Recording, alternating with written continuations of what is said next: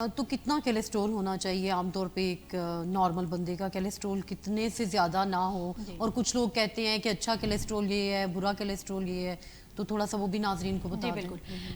Cholesterol جو ہے وہ کولیسٹرول کی پوری پروفائل ہوتی ہے جو کہ ہم فاسٹنگ لپڈ پروفائل کے طور پر کرواتے ہیں۔ اس میں 10 سے 12 گھنٹے کی فاسٹنگ ہوتی ہے۔ اس کے بعد ہم پیشنٹ سے کہتے ہیں کہ آپ اپنا ٹیسٹ کروائیں خون کا، پانی درمیان میں اس فاسٹنگ میں آپ پی سکتے ہیں،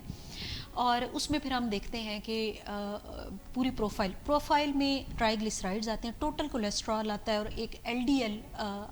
اور ایک ایچ ڈی ایل ہوتا ہے۔ اس میں ایل ڈی ایل اور ٹرائیگلیسرائڈز یہ بیڈ کولیسٹرول ہے،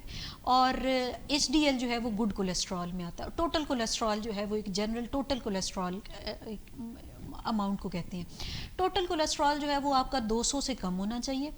اور ٹرائیگلیسرائڈز آپ کے 150 سے کم ہونے چاہیے، اور ایل ڈی ایل جو ہے وہ آپ کا 130 سے کم ہونا چاہیے، پریفریبلی 100 سے کم ہونا چاہیے، اور جو آپ کا گڈ کولیسٹرول ہے وہ آپ کا 50 کے قریب ہو تو بہت اچھا ہے۔ اور گڈ کولیسٹرول کی ایک بیسٹ بات یہ ہے کہ اگر آپ کا ایل ڈی ایل 150 سے زیادہ بھی ہے لیکن آپ کا گڈ کولیسٹرول 40 سے اوپر ہے، 50 کے قریب ہے، تو گڈ کولیسٹرول آپ کے دل کو کسی حد تک بیڈ کولیسٹرول کے ایفیکٹ سے بچا سکتا ہے۔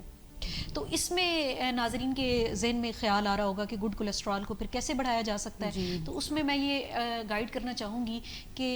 ایک تو آپ اپنے گھر میں نٹس جو ہے وہ جس میں اخروٹ، بادام، پستہ، کاجو، یہ جو ڈرائی فروٹ ہے، یہ آپ اس کا مٹھی بھر انٹیک روزانہ رکھیں، یہ گڈ کولیسٹرول آپ کا ایچ ڈی ایل کو بڑھائے گا۔ دوسرا یہ ہے کہ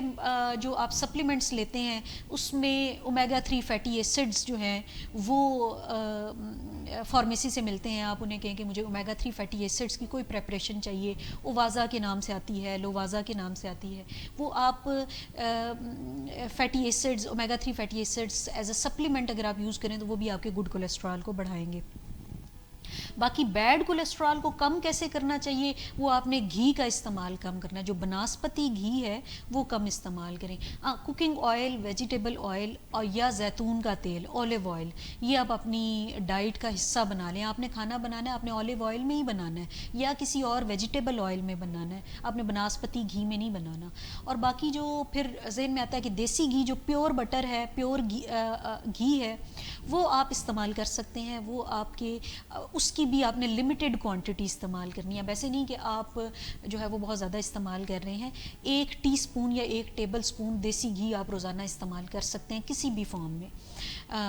کھانے میں استعمال کر لیں، روٹی پر بھی آپ لگا سکتے ہیں، لیکن جہاں پر آ جاتی ہے لائف سٹائل ماڈیفیکیشن کی بات، تو آپ نے ہر چیز میں ماڈریشن رکھنی ہے۔ آپ کا اپنے کنٹرول پہ ڈیپینڈ کرتا ہے کہ آپ کے پاس کتنی فلیکسیبلٹی ہے کہ آپ آئل، ایک تو آئل استعمال کریں جس میں پریفریبلی اولیو آئل ہے،